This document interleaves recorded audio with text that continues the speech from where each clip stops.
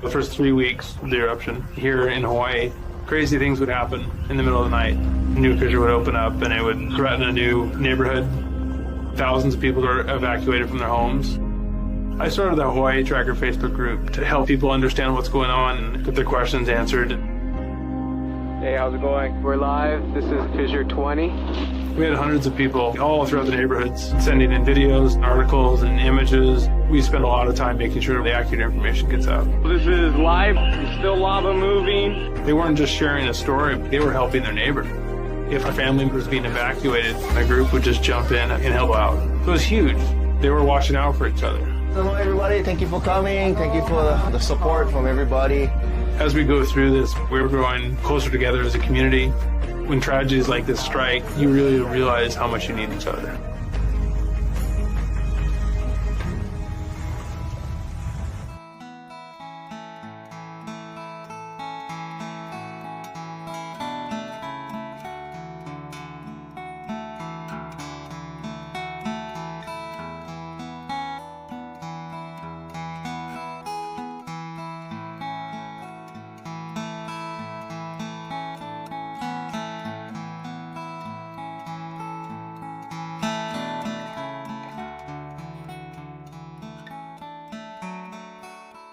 We are the Hawaiian Volcano Education and Resilience Institute, HVERI for short. A lot of people know us from the 2018 eruption of Kīlauea in the Lower East Rift Zone.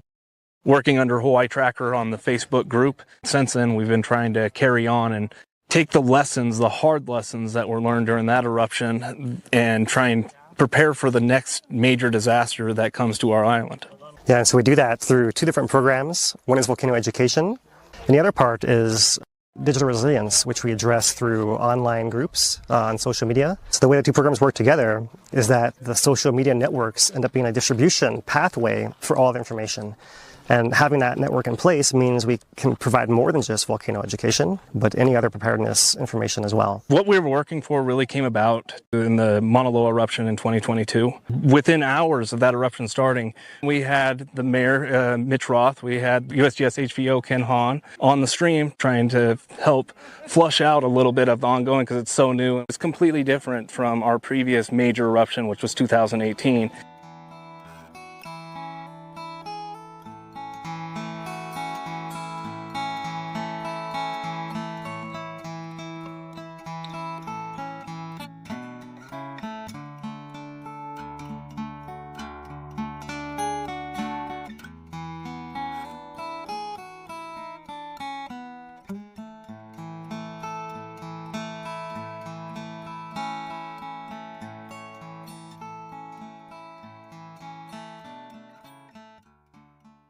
One of the things that Talmadge and I were talking about was how do we deal with social media? It was something we needed to figure out and get right. Our job is to get information to the public and make sure that the public get it as well as possible and as correctly as possible. When Philip and Dane started coming to and live streaming the meetings, it was great because we were reaching more people than we normally would. So when the eruption actually happened, we had this relationship. The interviews we did during the eruption, the most fun ones were the ones with Philip and Dave because they were more relaxed, and we knew we were getting to the local community, and people were asking questions. So those were the best. I think I just want to really give a shout out to those guys and how we worked as a team on this eruption. It really worked out well, and we got to a lot of people we wouldn't have normally gotten.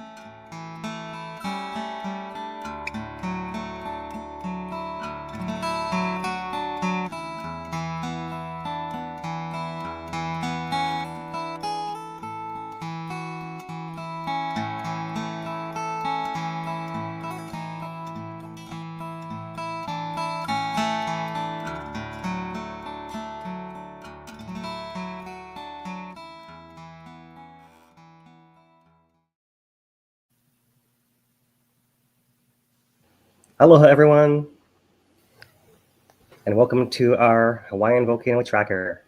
Today is Thursday, October 16th, 2025. Kīlauea is building up to its 35th episode of its summit eruption. And we're also going to today recap the previous 34 episodes. So that's a lot on our menu today. How are you doing today, Dane? Doing good, yeah. Just getting ready for the next episode. Looks like it's on the horizon right now, and eyes on episode 35. Yeah, that's what you guys see on a live stream here. This is the V1 camera showing the current pistoning cycles that's releasing gas and bringing lava up with spatter and some overflows that are happening from the south vent as well. We'll get into that here shortly. So yeah, busy weekday. You guys have been down checking out Pohuiki. Going to tell us more about that today as well? Yeah, lots going down on that front, so stay tuned for that. All right, so let's get into it, I guess. Let's get our summary lined up here and get ready to get going. All right, okay, you got it, Dane? You got it set up? All right. Aloha, everyone. This is our Hawaiian Volcano summary for October 16th, 2025. The 34th pause of Kīlauea's ongoing summit eruption continued this past week, even though we are now seeing that precursory activity to episode 35 starting today. We're seeing gas pistoning from the north vent and south vents, with overflows from the south vent occurring thus far today. Here's a live look in at the V1 camera and the V3 camera as we record our update. And let me show you guys animation from this morning showing the overflows of the south vent here. All right, so there it goes. There have been at least 7 overflows as of 1 p.m., suggesting that the fountaining phase is on its way. However, before episode 34, there were well over 100 cycles with overflows. And while there is no certainty that we'll follow the same pattern this time, it does set a precedent that we may see a lot of this before the fountains. At least that is possible. There's also a V3 camera. I can show you guys the thermal camera from the F1. Here's a cycle from this morning as well, showing that the overflows from the south vent are starting to travel in a thin line from the western side of the crater floor towards the center here. And a similar view from the reverse angle from the S2 camera, showing the overflows this morning as well. And there they are. You can also see here, besides the overflows coming down, that the wind direction has been steadily trade winds this morning. So the largest hazard with these summit episodes is an outburst of gas and tephra that can be produced and blown into nearby communities.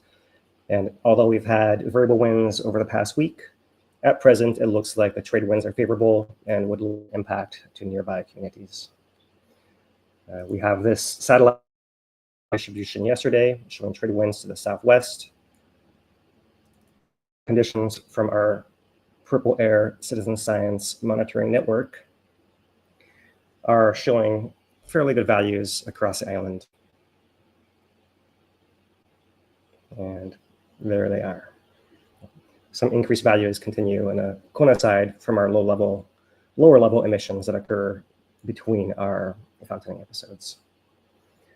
Our tilt signals are recovering. We're showing inflation at the summit, not quite to the threshold that marked the onsets of episode 34 and 33, but it is expected from the USGS that we'll reach that point likely between October 18th and 20th, with a larger window between October 17th and 22nd. Okay. And here we have in the USGS status report from today, detail of the first 7 overflows of this precursory activity. Just to remind you, all this activity is happening within a summit caldera, within a crater of Halema'uma'u, with no increased lava threat to people, and no additional signals on the rift zone, as you can see from the green line on our tilt meter right here at Pu'o'o, showing no correlation to the summit pressurization and depressurization that comes with each cycle. So moving on from the update, we can look at the map for earthquakes last week. We've had some summit events continuing, some deep events near the summit as well in blue, and a continuing low-level south flank events that have been throughout most of the year. Looking at the earthquake counts per week for the last year, our biggest spike was ahead of the December 2024 eruption, with levels being relatively low on average ever since then, with occasional little flare-ups, we'll call them. Overall, the summit is still extending. You can see the extension north and south across caldera between each episode. And when an episode relieves the pressure, it sags back and contracts in that manner, following the pattern of our tilt as well. So once again, you can see we've stretched quite a bit here, over 10 centimeters in the last couple of weeks, but we're not quite to the threshold that we saw for the previous episode once again as well. So as we await the onset of episode 35, that's our Hawaiian Volcano summary for this week. So with that, we'll move on to our hazard update and dig into that a little bit deeper.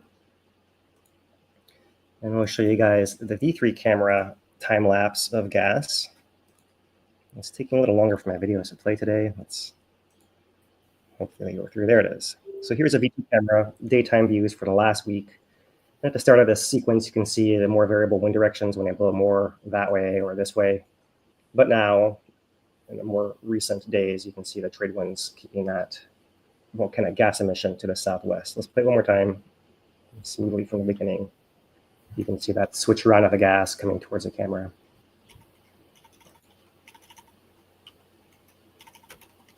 Okay, so let's see here. Let's move on to the S2 camera. Similar view. It's not zooming in and out though. So you see that switch from the direction being up or to the right to the more dominant trade wind patterns, right to left on this video, even as we capture the image of the overflow earlier this morning. All right, so let's try to load our purple air monitoring network once again here. And apologies if we have any technical production issues, or working with what we got here. And there they are again. You can see that around the volcano area, especially, everything is in the green and very low values there at present. Even historically, there have been a few pulses of higher emissions, but nothing reaching the yellows or the oranges there as well. So that is our biggest hazard, fear, we'll say, or potential impact of these episodes. Otherwise, it's a great time to go and witness this spectacle of nature here on Hawaii Island. Okay, we can also look at some other data. Here is the air quality data map from the state. And let's load all the values, showing some elevated values, but all within the green across the state as well.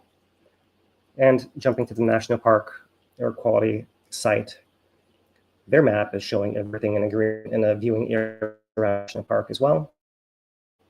Although if you look at the map of the southwest part of the island, you see that the Kahuku unit is currently in red, as this trade winds are blowing the fume to the southwest, and it happens to be concentrating and hitting this station, but not that one. Very interestingly there. So you can see how localized effects can actually be. Looking at the charts, give us a little bit more information about that. Everything is in the green until we get to this Kahuku SO2 site. And here you can see there have been 3 recent spikes over the last several hours as the wind shifts across that sensor at Kahuku. So that's going to be true of areas in Ocean View and Pahala and potentially Na'alehu as well. That area southwest of the summit is the one currently primed to experience the heaviest impacts of VOG and tephra. So zooming out, here is our windy.com SO2 layer, which it's been a few weeks now. So our cloud of sulfur dioxide that floats above us in the atmosphere seems to be breaking apart and diffusing a little bit. It's still there, clearly. You can see this reddish concentration still feeding it.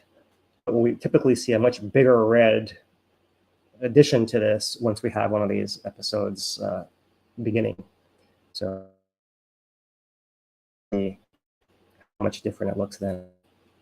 And sticking with the satellites, we have the Mounds project, which is capturing this SO2 emissions on the Sentinel. And we have here, back to a week ago, when we were reporting this southerly winds bringing VOG north across the island. You can see that image captured right there. The next day, the 10th, oh, there's a 10th, it flips back trade winds to the southwest. We'll go to the 11th. It's a little bit more localized, and could just be a artifact of the image capture as well, the timing of the capture. The 13th were more dissipated, all diffused in the air. The 13th, which is really the 14th, I mean, it's really the 12th and 13th here, Hawaii time. So the 13th in Hawaii, we see once again this more southerly wind bringing material to the north, this volcanic gas, and also spilling over to the southwest. So very variable winds right through there on the 13th. And more recently, 14th yesterday, or 2 days ago, and the 15th yesterday, both showing trade wind patterns here. So that's what we hope will hold for the next few days through the weekend. That is in the forecast that there could be moderate to potentially light trade winds. And depending on the time of day we have our outbursts, that may affect exactly the distribution of the gases. So that is our hazard summary, and we'll have to wait and see what is to come. So let's switch over to our observations, our lab observations, looking in at the V3 camera. Let's put this in theater mode. And currently, as we speak, we're at the low part of the pistoning cycle where the lava is not visible and not spilling out. We can see the trade winds are still holding here in this direction. Let's cycle through. Here's a V2 camera. And we have a view of the north vent is doing more spattering presently than the south vent. And the south vent is the one that's been overflowing more this morning. The north vent, not as much. It's interesting how these have been sometimes in sync and sometimes disconnected in their patterns. And we'll hear the USGS mention this in not too long here. But to round out our cameras, here's a V1 camera.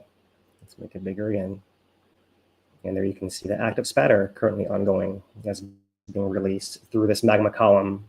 Mostly it's a gas escaping here, and it just happens to be coughing out some lava while the gas is coming out. And so the question really is, when is a big enough slug of gas going to push all of it out to flush out this degassed lava that's basically weighing down the column? And once that happens, it's like the faucet opens and all that gas comes bubbling out, and that's what induces the fountains. So we'll keep an eye on this throughout the evening here. So to recap, last week, start off with the glow as V3 camera. Let's get this to play here. All right, so you see there's from a V3, the north vents in the background, or south vents in the foreground, north vents in the background. And as you see glow from both events, and early on in the week, they seem to be a little bit more in sync. Let's try that again. So we have zoomed out view and then zoomed in is what's happening here. And so a little bit more in sync early on, especially with the rhythmic patterns of seismic tremor, but that seems to decouple later on in the week. Let's look at the V1 camera and maybe a better view of this glow. So let's get this going here. Hopefully. There it goes. All right, so we're starting off zoomed out again. We zoom now, south vents in the background up here, and north vent here. There's a little bit of spatter of lava. Occasionally you see a little bit of other material crumbling and exposing some glow on the inside. But there you see those two spots of glow from the V1 camera. Let's move it to the daytime and back to this morning and look at the sequence thus far from daybreak till today. Most of the action is happening in the south vent as far as overflows. You see a little bit of that happening here. But you do see that the north vent's been coming up with a spatter activity much of the morning. And in fact, it started last night around sunset. So we'll keep our eyes on this and see if she'll bless us with a early onset or if we'll catch up with all of this next week. So that's the V1. And moving on to the V2. Perhaps V2. A more frontal view from a volcano house perspective. Look at all the sulfurous built up in the cone from all these gas emissions. Here you see the south vent with its overflows, and then north vent coming up separately with its spatter. Cycling through one more time. And you see in this case, the VOG is somewhat obscuring the view from time to time, showing that there is occasionally a little waft of wind blowing this in front of the camera. Yeah, that's V2. And now let's come to the V3 from this morning once again. I'll play a little slower than we did in our summary. And there it goes. And so yeah, you see there's a little outlet chute right here. And lava level rises up, reaches that, and pours out, largely in this direction at first, but as more volume comes up, it does overflow in several other directions as well. So this is why we're keeping a close eye on this camera at present, is this activity. Let's pause it and show you this last frame here.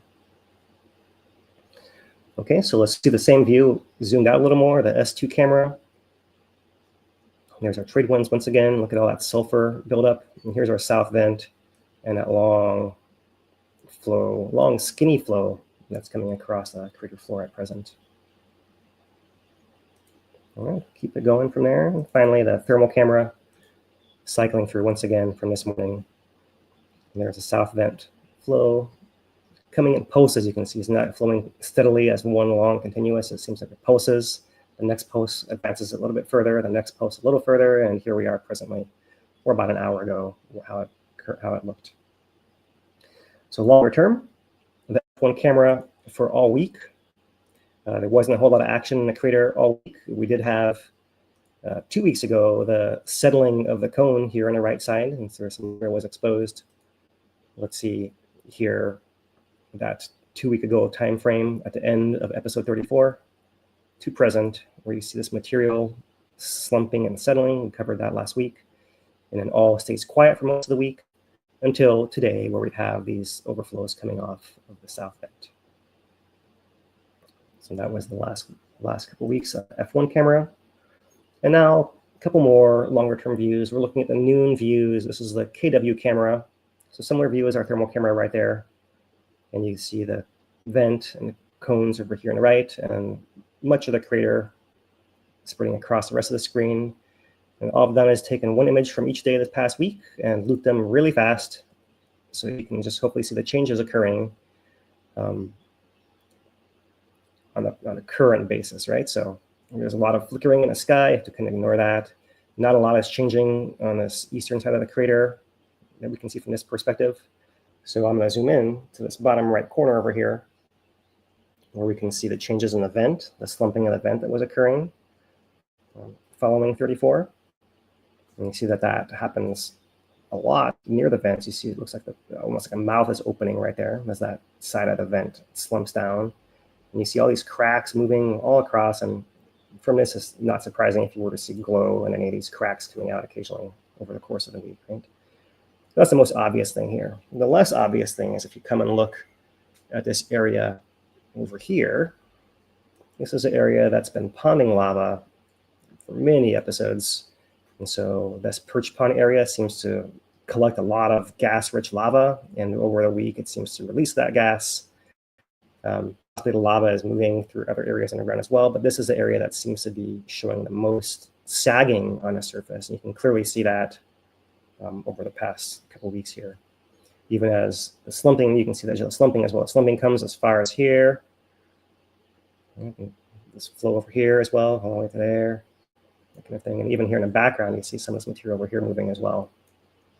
But not so here. Here it's just sagging from the lava underneath it, losing volume one way or another, whether through gas or physically material moving elsewhere underneath the crust. And to complete the exercise, we'll go to the far side of the crater, look at the B1 camera, once again, the daily views.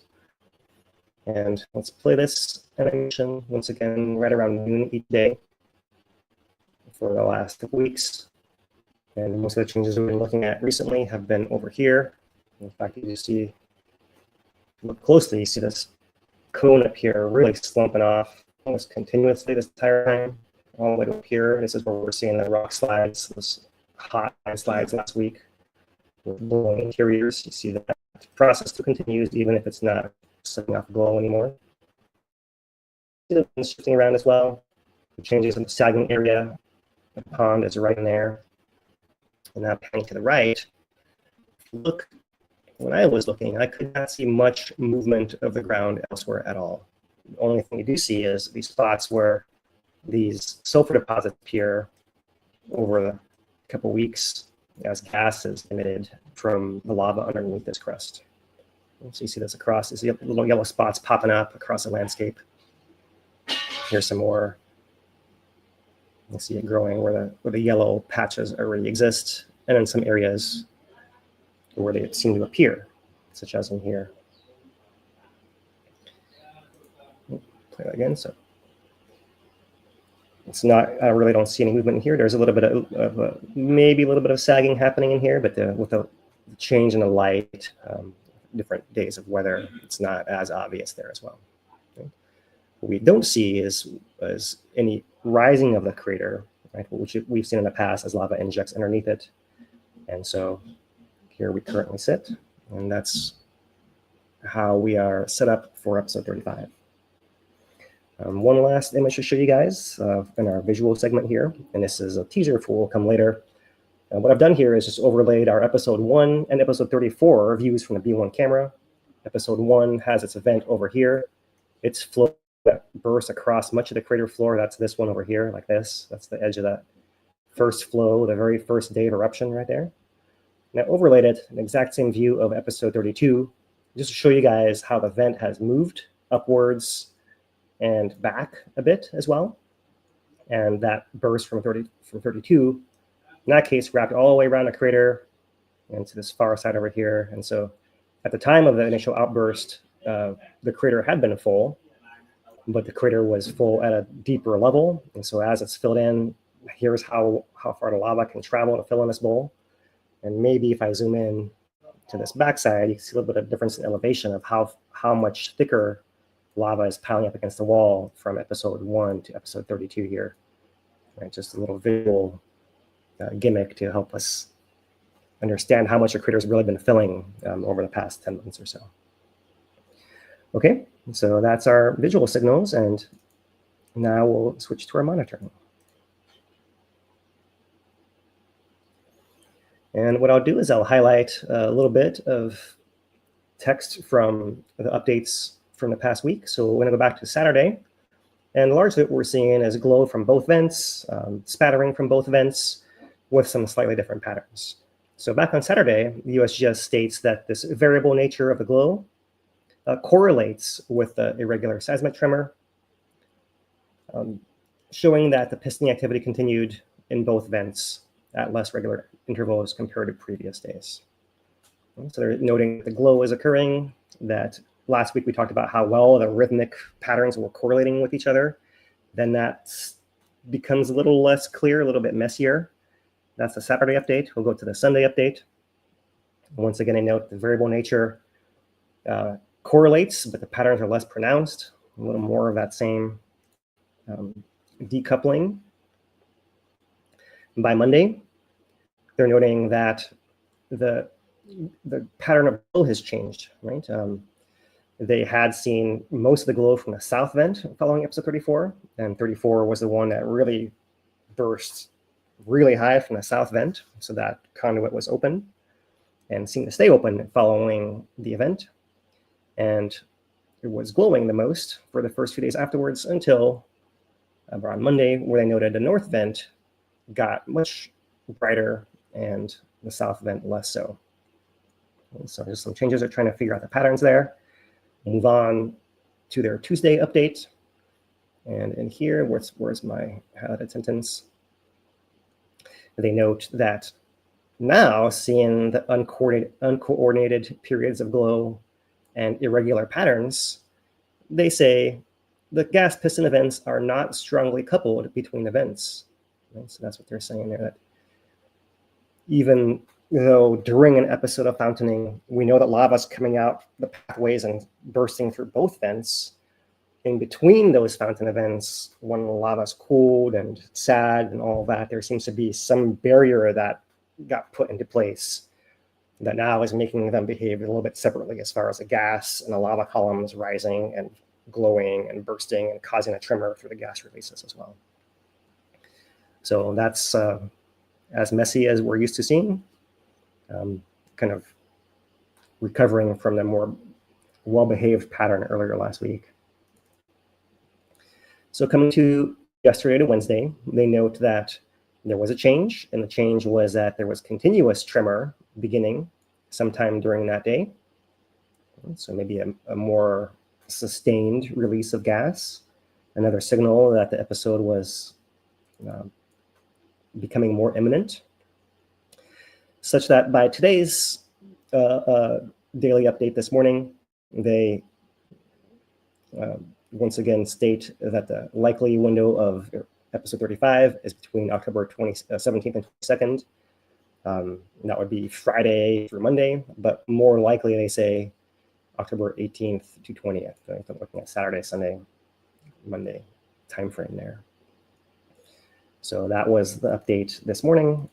And we have one final one, which is a status report issued at 1 p.m. today, where they note precursory activity has begun with a series of overflows and drainbacks. They list a table of 7 events here, starting at 7:35 a.m. and continuing to the time of their posting. And that is most of the new information here. And they're just noting the start of activity with the first overflows noted from the event. So those are our USGS text updates, which are really all we're getting from USGS nowadays, besides the graphs, which are automatically updated here. And so if you're not tuned in, the US government shutdown continues, and that does affect the release of information from the USGS, especially on our website. But we do have the benefit of those safety briefings, safety updates, and these plots that are automatically updated still continuing to be issued. So looking at the data graphs for the last week, we have a little bit of noise, which makes this first plot not very useful. Our tilt we covered in our summary. We're seeing this increase at the summit, but not at the rift zone. This is only the 1 week, so all you see is the buildup. There has been no activity as far as a fountain in the last week. Earthquake counts, looks like there is some movement here, but when you look more closely, our background value of 30 per day, our average long-term is pretty close to where we are, with a little bit higher and a little bit lower. And looking at the patterns of that in depth versus time, that same 1 week of earthquakes, this particular spike, this happens to be a little flurry that occurs in combination in the shallow parts under Kīlauea, but also a little bit under Pahala in this deep segment as well.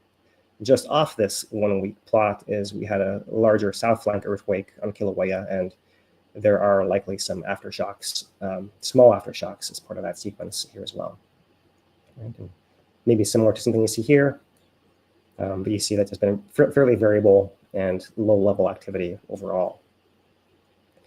In map view, it looks like this. We do have this clustering of shallower earthquakes under the summit, which has been something we've seen in the more recent inter-episode periods. It seems like there's more pressure needed to burst out in the last 5-6 episodes or so. That's why we're seeing new vents cracking open, patterns of shifting vents as well, and increases in earthquakes. But that seems to be a transient feature. It is telling us that more pressure is building up, but not to change anything very drastically when we already have an open vent to release the pressure, like 2 open vents. Otherwise, the south flank continues its movement here. There's that south flank event I pointed out. These are colored by depth, so this is in the shallower period. And smaller dots are the longer term activity as well. So zooming out to the last month time frame, where we're seeing here the depth in the crater at one point in the crater where this laser rangefinder points. And so you see it was at 994 meters about a month ago. When episode 33 came, it jumped up after a lot of changes of the fountain shooting away and then the ground sliding past the laser, and it finally settles somewhere around 1,001 meters above sea level. And similar pattern again for episode 34, we're now 1,005 meters above sea level. And so 4-meter jump there, and similar, maybe a little more here before that, right? So big masses of lava accumulating. So big amounts of lava accumulating here where this laser is pointing. Our 1 month tilt plot showing the pattern of recovery. It's the same as we saw in our summary. This 1 month tilt plot showing the summit inflating, deflating during the episodes, recovering, but not quite to the threshold we saw before, while there's no motion at the rift zone. If we look at the Sand Hill Station southwest of the crater at the summit, we see a similar but slightly different pattern. Here they've oriented both components. The blue one is the one pointing more towards the magma is building, and the green one is a tangential one to that. So they've tried to amplify the signal in the blue and minimize it in the green is another way to think of it. And so here you see that in this pattern, 33 had a threshold and then dropped down. 34 had a higher threshold, dropped down, and 35 may have an even higher one still, showing that long term there is this movement to accommodate more inflation southwest of the summit as the ground there is adjusting to this swelling and draining, just like everywhere around the crater, like this big accordion that's filling and sagging and filling and sagging over and over and over again. Earthquake counts for the past month are shown here per day, and there's our background value of 30. So nothing really unusual. We're plus or minus 20 there. And if we look at what might some of these peaks actually be, okay, there and there, we can look at our depth versus time plot and see that there actually are some flurries in the deep Pahala band that seem to increase these values on top of more regular but also slightly increasing earthquake rates in a shallower crust underneath the volcano. Nothing really that unusual or alarming though. Just pointing out the patterns. You know, the south flank is moving, and someday when enough of movement occurs, it may open up pathways for the magma beyond the summit. We're waiting and watching. That's why we recap this all the time. But currently we can all rest easy that it's not showing signals of that happening yet. So longer term, for the last 3 months or the last 10 months, you see similar patterns of inflation, deflation here. We've shown these in the past. So just let them scroll past here. As with our lava depth, that's been stepping upwards with every episode, except where the lava destroyed the cable that powered the laser rangefinder until it was reinstalled, and the pattern is captured once again here. And as we said at the top, ever since December 2024, earthquake rates have dropped following the pressure buildup at the summit ahead of our current 10-month summit eruption. The GPS, we're seeing the stretching north and south across the summit with long-term extension still. We're not getting a GPS signal from the rift zone, although we're confident the tilt meter is telling us that it's still also deflating. And at this point, I thought I would just jump over to touch base with our 2-year GPS plots. If you've not seen these before, these components are split out into east-west, north-south, and up and down here. And we typically have been focusing on the up and down movement because that is telling us a little more about whether the crater is stretching and sagging or stretching and rising. And that's what is interesting. And it seemed like about a month ago, we were noting that there seemed to be some little wiggles suggesting maybe some uplift was occurring. And it turned out they were just little wiggles, and now we've resumed a pattern. Everything is still sagging. This is the outlet station, which is south of the summit. East of the summit, Byron's Ledge showed a little wiggle as well, but has averaged out. And south of the summit at Ahua, similar, that little bump that seemed to be possibly signal seems to have averaged out as well. Maybe something got stuck and slowed, and then it recovered as pressure built. So there is that. So that makes it interesting to note that even though we're stretching our crater a lot here, we're actually dropping it in height. So the whole thing is spreading, and it's not building pressure, more pressure than it's releasing. It's releasing the pressure that's building, allowing it to sag downwards even as it stretches outwards. It's really fascinating to see that. That's unlike what we saw before December 2024, when it was stretching sideways and lifting up because the magma was not finding a way out during that period of time. And so those are our main signals for this week. There's a 5-year patterns of earthquakes and GPS as well. I did want to come down to these maps, longer term maps, just to show you guys how the pattern of earthquakes for 1 week are a little more clear over the course of a month. And there is our summit population of earthquakes building up over the last several episodes, more so over the last month. Our south flank events with a couple of these larger earthquakes triggering aftershocks, but overall, most of the movement happening just south of the summit, but continuing further east as well. And if I come back to the last year of time, we're just past the anniversary of the Nepal eruption, right? So that was an east rift zone eruption that occurred around here. So we do see some remnant earthquakes of that area, the settling after that effect. But largely, we're missing the rift zone band today that we saw at that point in time. We're seeing just the summit and just the south flank events, which you see here over the course of a year. This is what normally occurs. And so this is the part that we're looking at more closely scrutinizing that we don't see on our map here. So, all right, that's most of our monitoring signals. I'm gonna jump over to a question that we've had for a long time about the fill rates. Finally got a graphic for you guys together.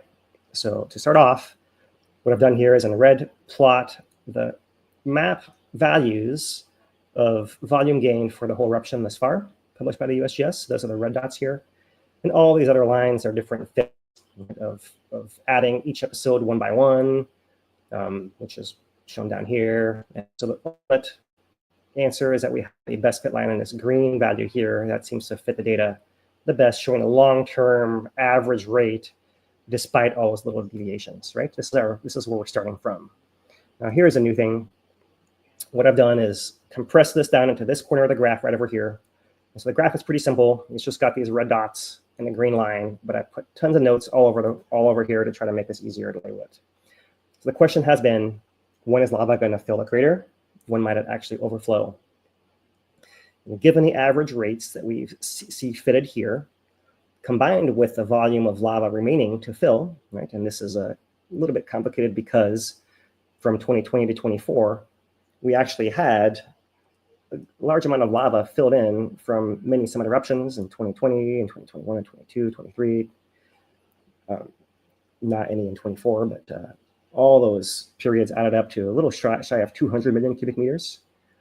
And if you then compare the numbers that USGS gives, they have one paper that says the volume loss across the whole summit from INSAR is somewhere around 825 million cubic meters, meaning we have about this much left to fill at the start of our present summit eruption. That's the idea here. And so that's the broad loss from USGS. But we also have a DEM released by the USGS back after. It looks like Phil might be lagging a little bit. Oh, I heard him poke back through there. He had a little lag spike. All right, am I back? Yep, you look like you're back. All right, go ahead. All right, what's the last thing you heard me say? You were talking about the gain, but then it cut out. Yeah.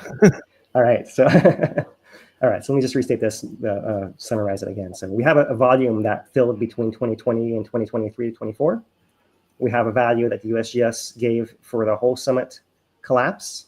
And then we have a DEM that they released after the 2018 collapse, which we can estimate volumes based on elevations.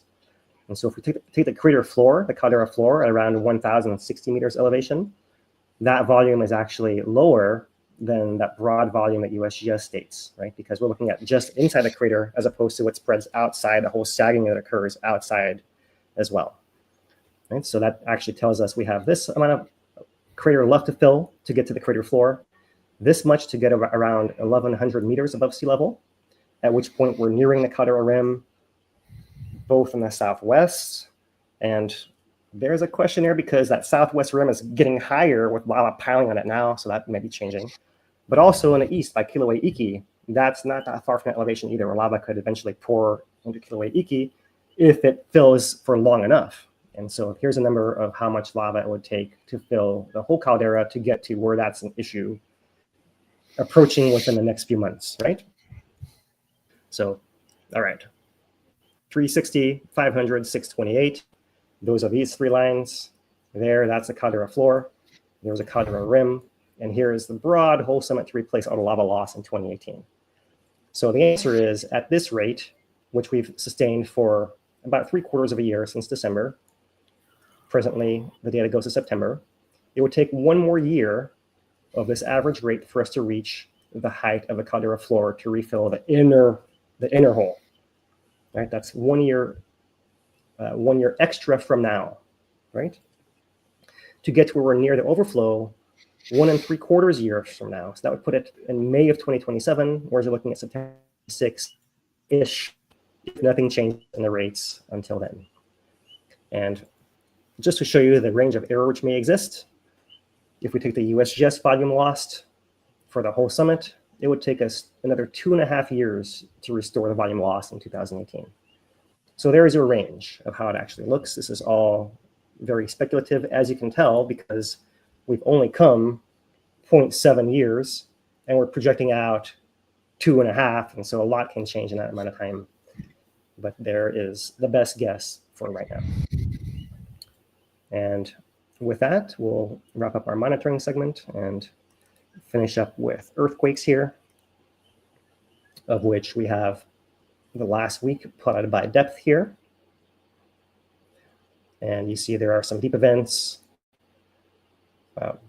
off of the north and west side of the island. These are all events, but there are some large ones at 3.5, some under Mauna Kea.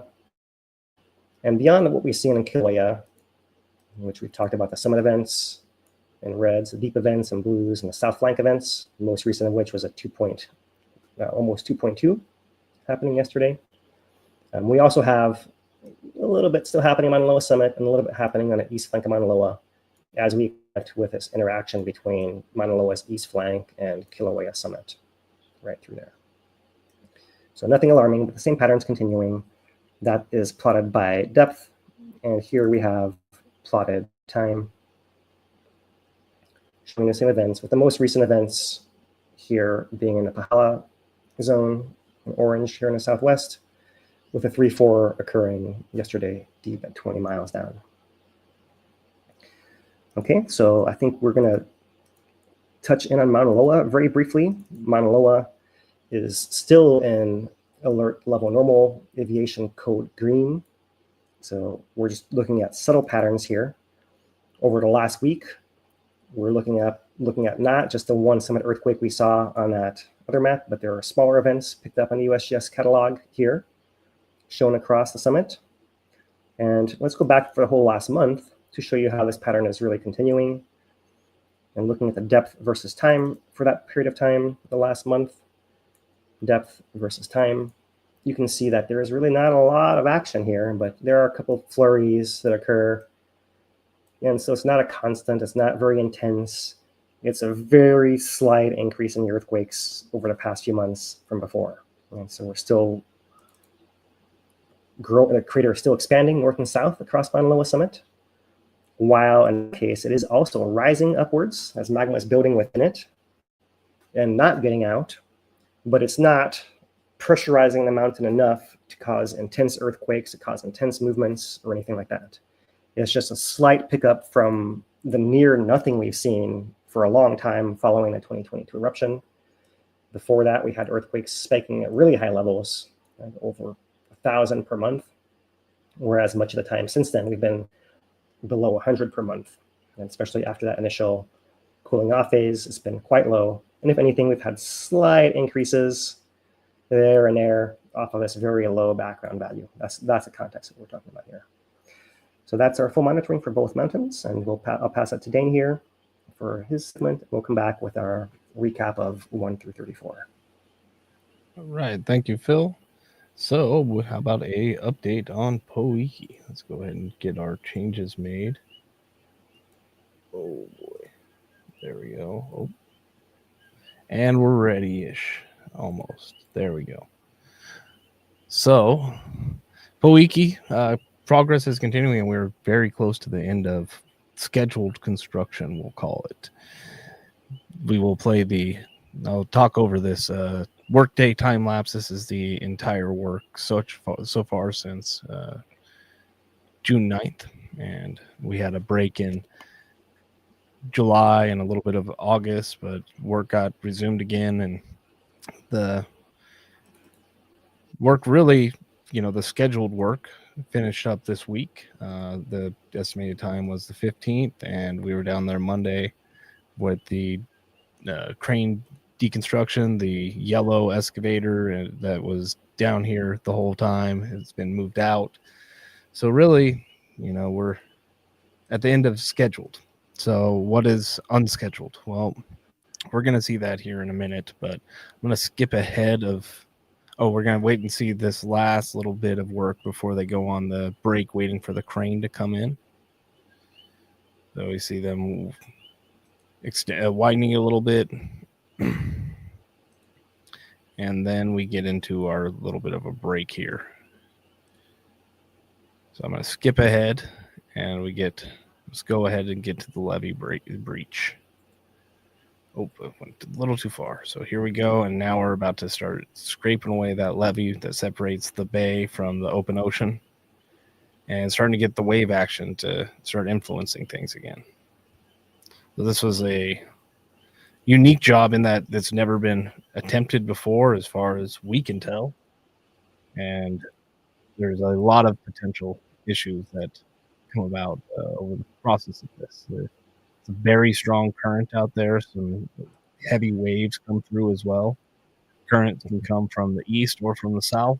So there's all kinds of different little variables mixed in. As we're watching the work, you can already see the opposite shoreline, that far shore, start to change and modify itself. And the easiest characteristic to notice immediately is the sand gets washed out and it leaves a bunch of the rocks behind.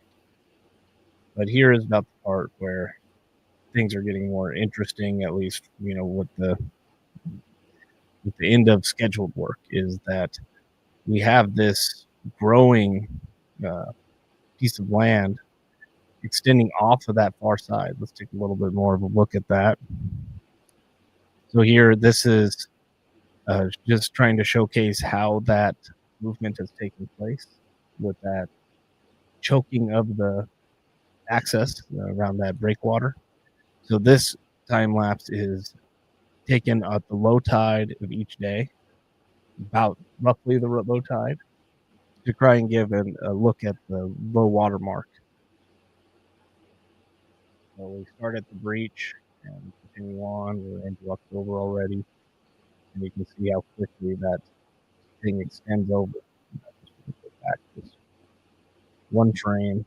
You can see how shallow it is in that area. When I was down there last on Monday, it was incredibly narrow already. To the point at which I was saying then, I don't know how you're going to get a boat out of this. Very narrow. Show that one more again, just that. It's only 9 seconds.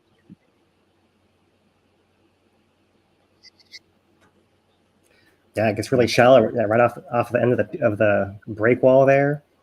Right. There are times where you really can see the material sticking up through the water right through there.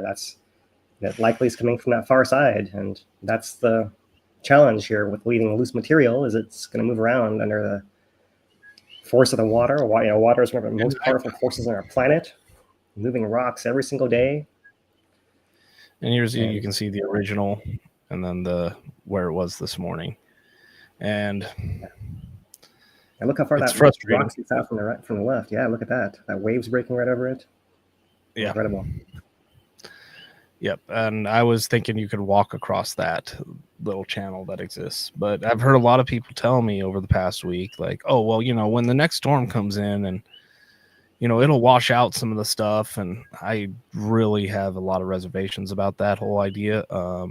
The watermen that I speak to, or that I respect the most down there, tell me that this is the most prime time for this to happen. This is the most gentle conditions you're going to get all year round. And if it can't do it, if it can't survive this, it can't survive winter, it can't survive summer.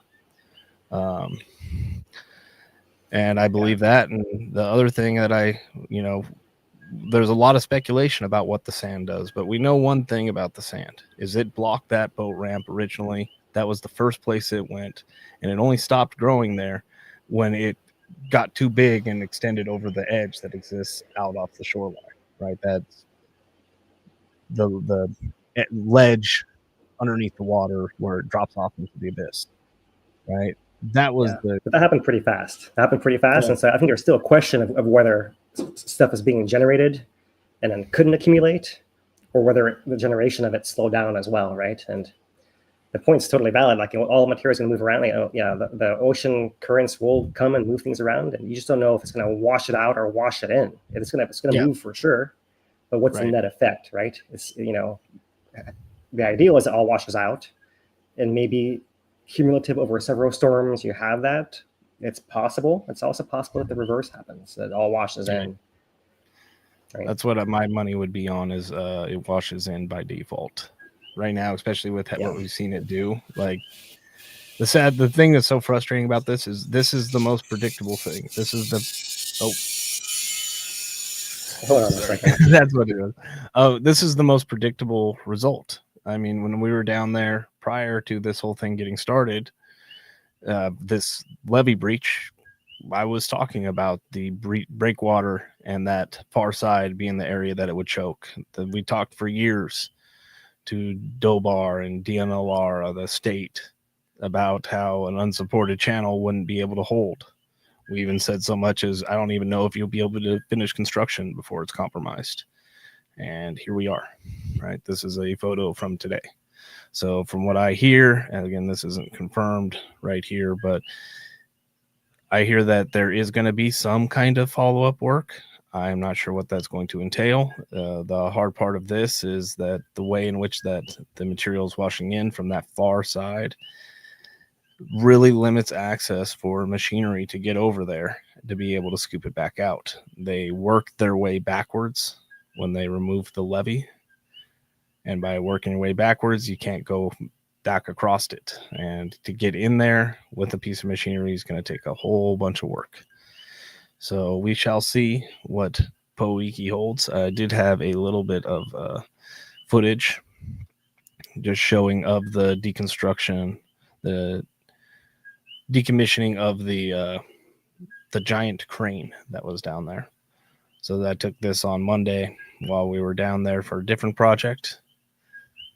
And the park is still closed, right? We were able to get a lot of, get access in there to be able to do the projects that we have ongoing, as well as be able to monitor and maintain our cameras. So I appreciate Goodfellows and the county for giving us that access. But yeah, this was the beginning of the end, so to speak. I don't know what you want to call it, but the end of that scheduled construction, right? That last bit. And yeah, any comments there, Phil? You're muted right now, but muted. I guess I got double muted there. Yeah. So yeah, one last thing is just this issue of whether sand is being produced still right now. Oh, we might have lost you. Sand still being produced. Of all the sand, it's. Well, it looks like I made a hiccup there again. Am I back? Yeah. Sand being produced is where we lost you. Yeah. So what it's.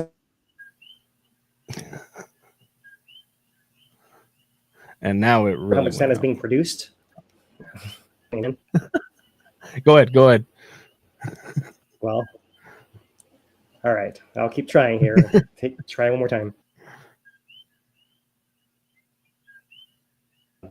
Question of whether the sand being produced right now moot. It doesn't matter as much because all the material is still left there in the bay to move around. So we won't be able to tell until that material that's still just sitting there gets washed around.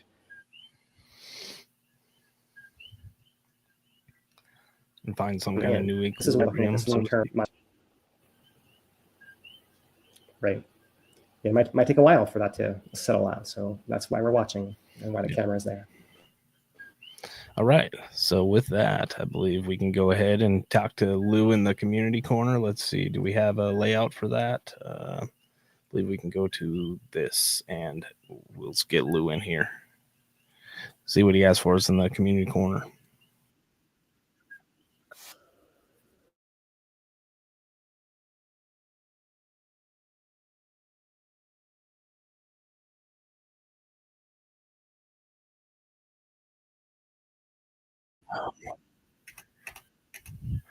It looks like we do not have audio coming through on that. So let's see what is.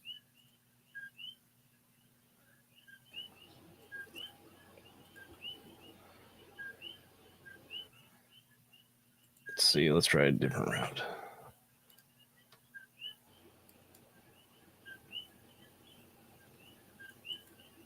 Thanks for passing Should we lip us sync for him, over Dane? here to Community Corner. Let's get started for October 16, 2025.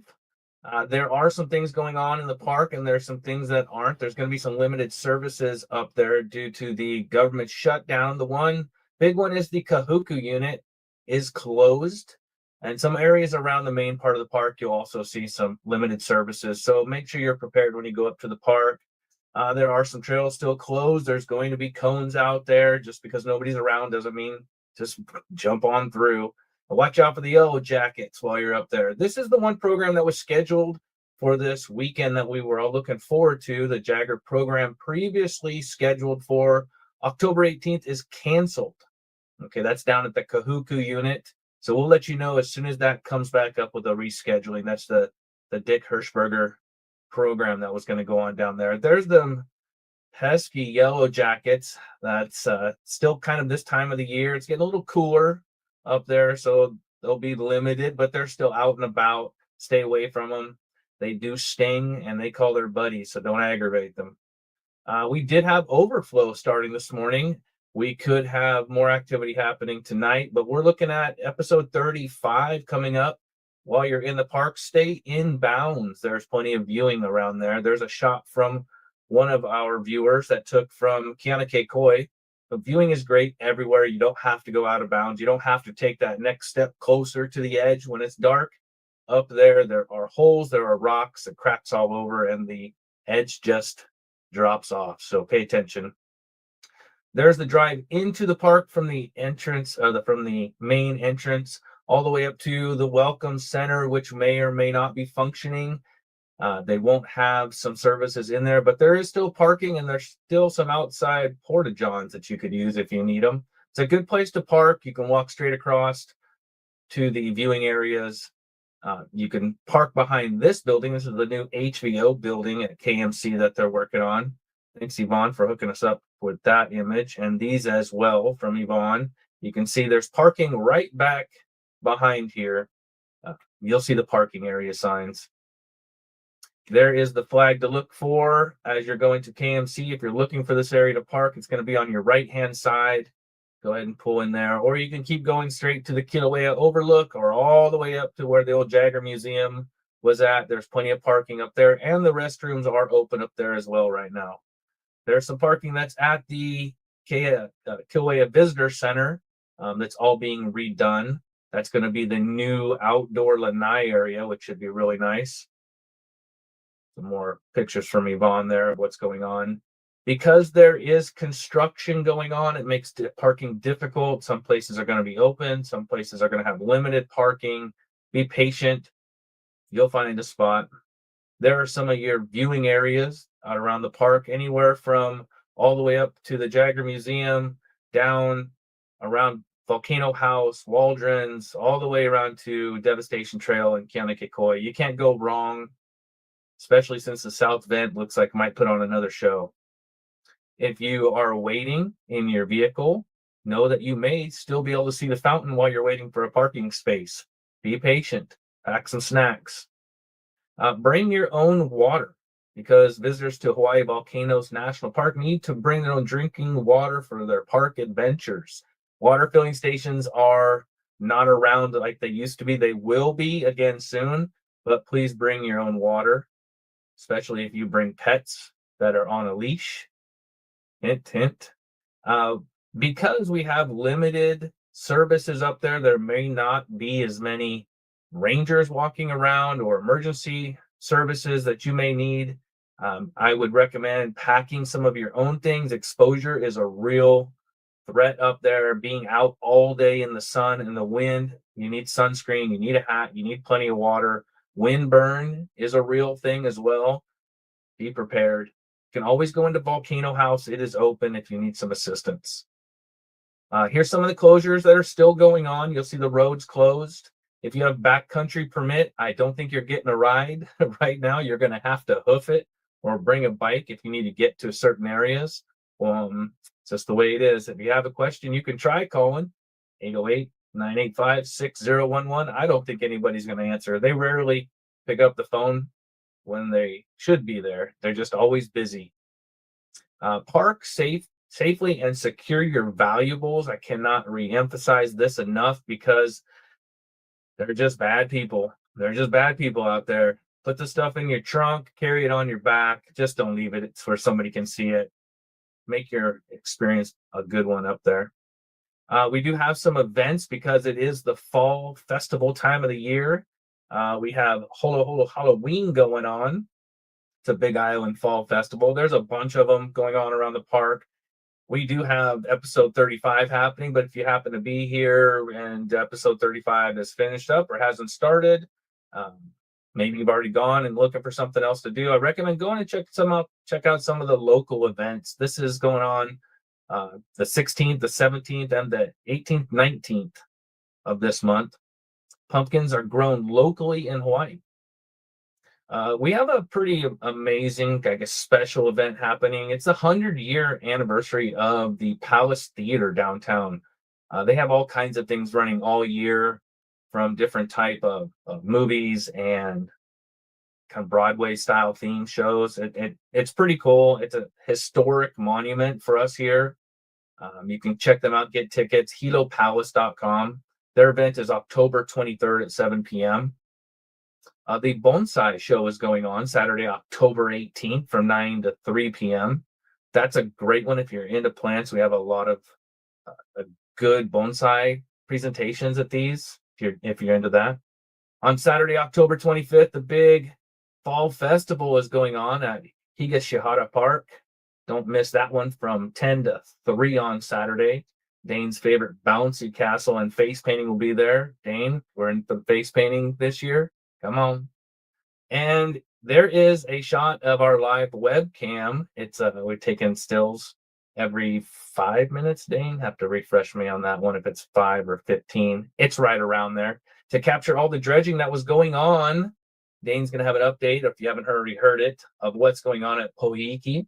If you'd like to use this image or any of the images that we provide on our website at hveri.org/Pohiiki, we ask just to credit us with Hawaiian Volcano Education and Resilience Institute. And if you'd like to help us out, you can always send a donation to hveri.org/donate to help keep the camera running.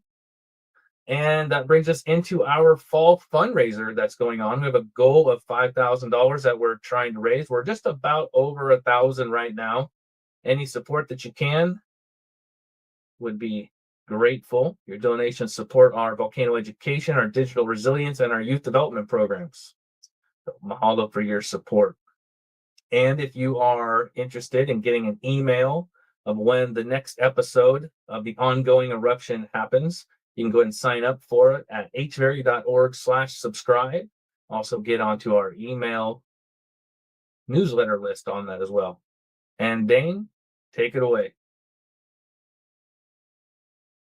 All right. Thank you, Lou. And yeah, we do want to thank the Bye Grant program for helping fund this program, our volcano education, as well as our support for our youth development and digital resilience programs. So thank you, Lou. And with that, I'd like to go ahead and thank our supporters. The likes, subscriptions, the shares, all that stuff really does help and goes a long way to making this program as well as our other programs more sustainable. So we appreciate all the support there, especially when we're in this donation drive. We did have a couple donations come through. We had a $20 donation from Norm. Appreciate that one, longtime supporter, as well as a $15 donation from Raven, again, longtime supporter. They use the hveri.org website. If you are so inclined, we take donations on the YouTube through the donation program on there, but we also take them over at hveri.org/donate if you are so inclined and would like to support this program as well as our other programs.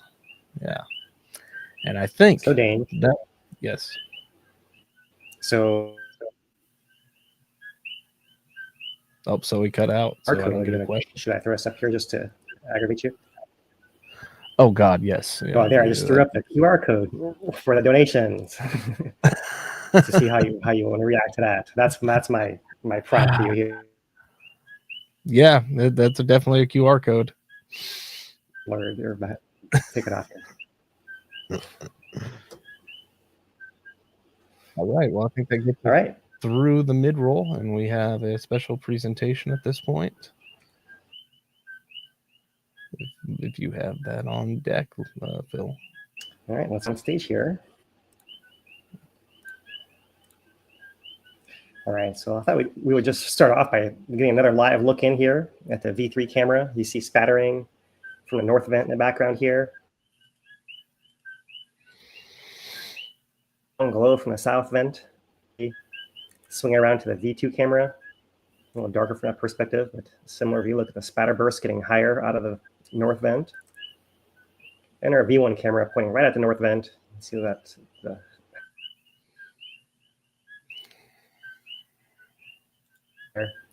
and then glow in the background. Just a touch of where we are as we come into our presentation here. Anything to add, Dane? I am just, yeah, no, I'm good on that. I'm just trying to figure out see how your audio is doing. So I'm looking around just before you get into it. All right. All right. So yeah, I'm listening for your frogs when you have something to add here. So. All right, I will mute. All right. So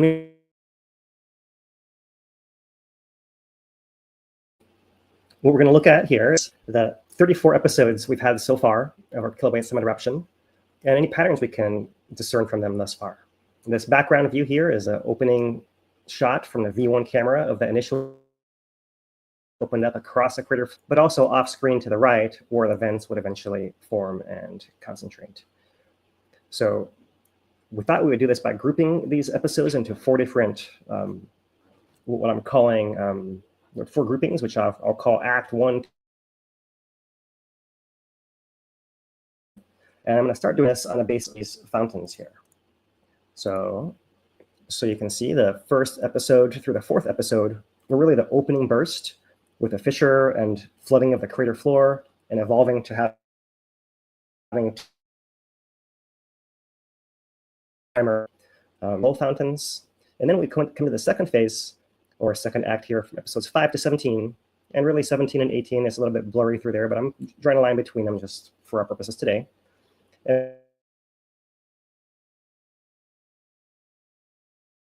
Growing series of maximum fountain heights flow below 200 feet and grow up to our first high fountains exceeding 1,000 feet in elevation. So that was our second grouping. From episode 18 to 28, have a similar pattern. There seems to be a reset that occurs episodes 17 and 18. We'll talk about more. And then we once again increase in fountain heights to our second group of high fountains that occur for many episodes.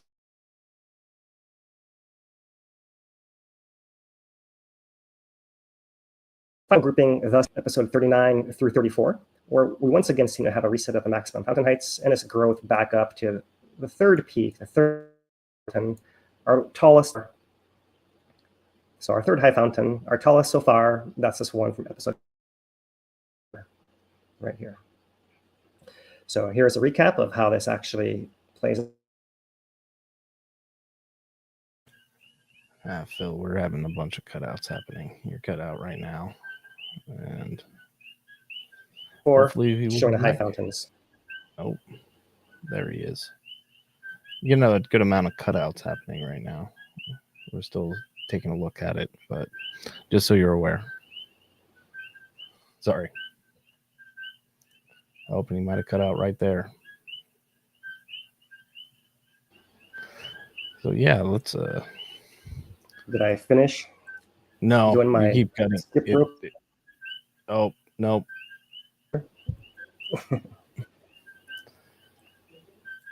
It's kind of rough right now. Take a look at the current conditions up there while hopefully Phil's thing stabilizes a little bit. So just take a look. We still got those spattering happening at that north vent, and continuous at this point. It's not doing the gas pistoning, but it's also not producing flows that are escaping the vent, but definitely can see it there, and has been doing this precursor activity throughout most of the afternoon, and as well as the south vent doing some actual gas pistoning earlier today. I think that cut off this afternoon, and yeah, this is the waiting room that we've been watching over on the USGS webcams, the V1 through 3. Definitely a blessing to have those cams operational during the shutdown and everything. And fast forward a little bit, I think I had it a little bit behind. Yeah, sorry. Yeah, somebody said that's not live. Thank you. Yeah, it wasn't. Now it is. And we can see the south vent back there producing that overflow again. So we can see if Phil is back. See how he's doing. I can still hear you guys the whole time, but Okay. We hear you in bits and pieces, about half of it right now. It was definitely better earlier.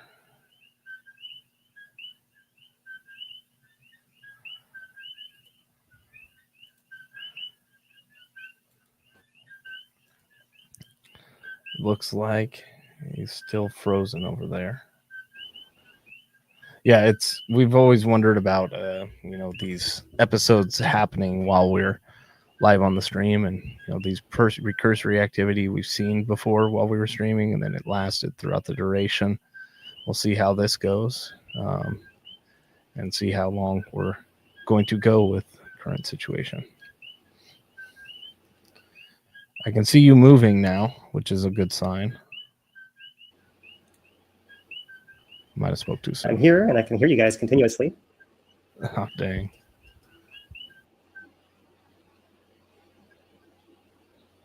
Now it's strange. It looks fine on my end. Interesting.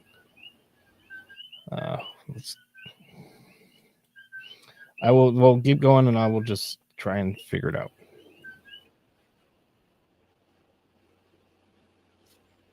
Let's see here.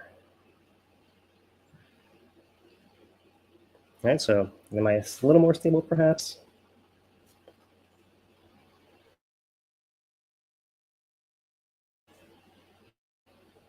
No, I guess not.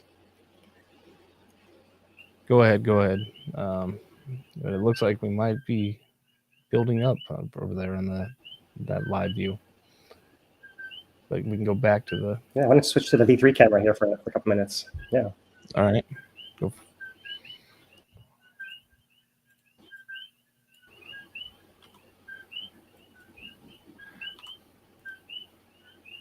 Get that going.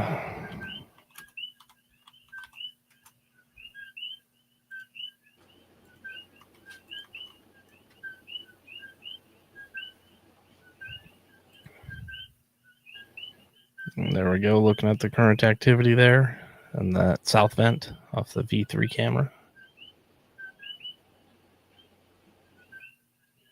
I don't know, it's looking like it might be building, but these gas piston events, they last for roughly 10 minutes. But with that north vent being active throughout the afternoon, it's kind of interesting.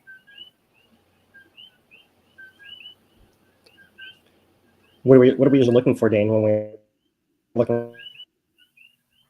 Yeah, so usually, what I'm looking for at least is that I do look for the continuous activity, but we do want it to be, producing a flow like this that's continuously building or not decreasing, no gas pistoning. And even if it does go for over 10 minutes, say it goes for a half hour, sometimes you can have a gas piston event that lasts that long. So really it's a lot of waiting, right? Because we don't want to get faked out by it. When we call an episode, we want it to be that you can jump in your car, drive up there, and by the time you get there, there'll be fountains, right? Large fountains, medium fountains. We don't know what size fountains, but this will be the fountaining episode. It'd be nice to be able to look for the drop-in tilt, but by the time that on our public side, we actually see that happen, the episode is already, into fountaining, right? So usually we make the call based upon visual observations mostly. And after 34 episodes, we've gotten pretty decent at it. And such that our goal is when we make the call on this is an episode, that when USGS goes back and sets a date, says a time, so say they put out a message at 7 p.m. It says, all right, the eruption began at 6:21. We want to be as close to that 6:21 mark as we can, right? So that we usually do a pretty good job at that. And yeah, that's kind of the ins and outs a little bit. Brief overview of what we're looking at on these episodes at the beginning. It seems like we have the lava dome seems to build, and then that's what seems to sustain. Sometimes the dome kind of it'll rise and fall. Right. Cycles up Really, and down, any falling. Any falling indicates to me that it's more likely to be a pistoning episode or something like that than it is to be building towards that fountain. Usually we'll sit here for potentially hours looking at this type of flow, waiting for that dome to kick up. And it kicks up rather quickly too. It's, can happen within a minute that you see that kick, and then it's go time from there, and then things start to escalate rather rapidly after that part.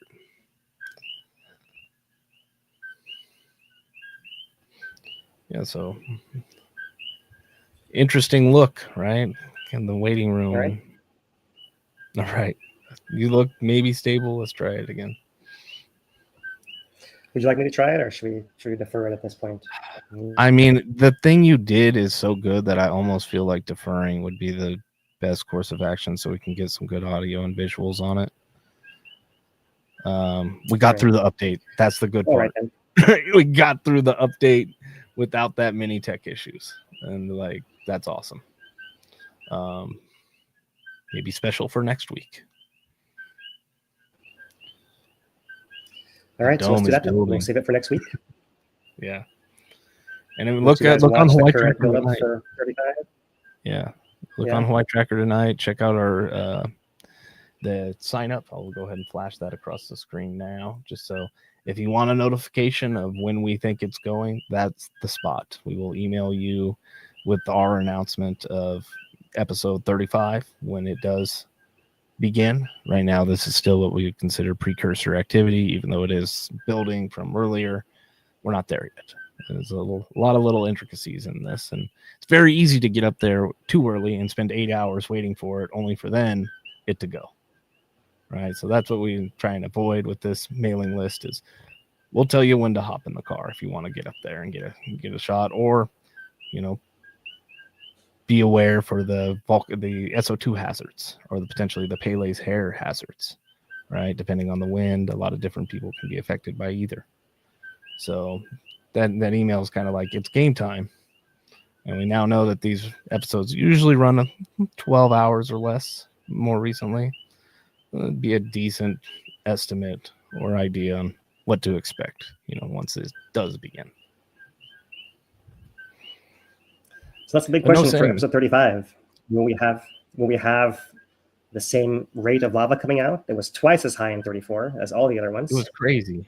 And it last half as long. It only lasted 6 hours. So that's maybe the question we have here. The most interesting thing at the top of mind. What will 35 look like? So we'll all find out together. With both vents active, and that idea that they're somehow disconnected but connected as well. Like there's something that happens between. Usually we do not have both vents doing something. It's usually one of them does it, all the prequel activity. Maybe it trades back and forth. But right now we have both of them doing some rather impressive stuff, precursory activity. Not quite the episode yet, but who knows? Not long after this it might be, but we've seen this type of activity last for, hours or even longer. So we shall be keeping an eye on it, ready to put out an announcement when we think that episode activity is beginning.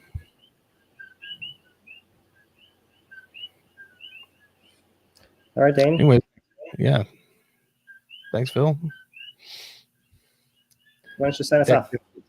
Yeah, tech difficulties, always can be challenging, and when you do things live, sometimes things happen, and glad we got through what we did, but unless something happens, an episode at this point, we expect. But if it got out of the caldera, went into the rift zone, something like that, we don't expect it. But if it did, we'd go back live again. Otherwise, we'll be back next Thursday, same time, same place, 5 p.m. Hawaii Standard Time on YouTube, Facebook, Instagram, and we also post the link in some other social medias as well to get you in here so we can see your chat and try and answer some questions. We did have maybe one question, Phil, if you want to try on that one. It's a very common one, and I might be able to take it too, but it's been a while since we've had this one. With all the quakes along the south flank over time, this is from Paul, could there be a possibility of a south flank collapsing into the ocean? One of our old favorites.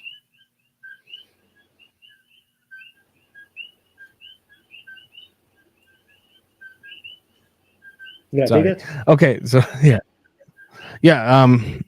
really the south flank, we there's the Helena slump, which is what people traditionally refer to as falling into the ocean.